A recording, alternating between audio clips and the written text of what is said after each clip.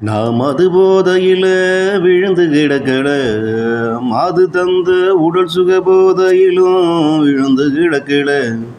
ஓட தெரியாம விழுந்து கிடக்கல, ஓட முடியாம விழுந்து கிடக்கல.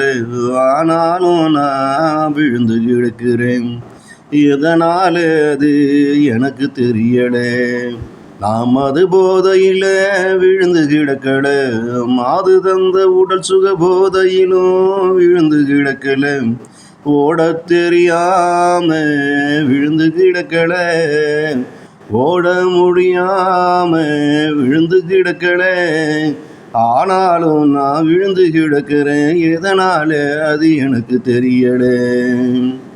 கோவிலுக்கு போய் மாலை வர விழுந்து கிடந்து விட்டு, அதற்கு பிறகு வீட்டுக்கு வர வேண்டும் என்ற நினைப்போடுதான் எப்போது நானும் கோவிலுக்கு போவேன். கோவிலுக்கு போய் மாலை வர விழுந்து கிடந்து விட்டு, அதற்கு பிறகு வீட்டுக்கு வர வேண்டும் என்ற நினைப்போடுதான் எப்போது நானும் கோவிலுக்கு போவேன். ஆனா அது என்னால முடியாம, சாமிய தரிசனம் பண்ணிய உடனே கோவிலிலே சிறிது நேரம் கூட உட்காராம உடனே புறப்பட்டு ஓடி வந்து வீட்டிலே விழுந்து கிடக்கிறேன். எதனாலே அப்படி வீட்டுக்கு வரும் அளவிற்கு வீட்டில் மன நிம்மதி அது கிடையாது.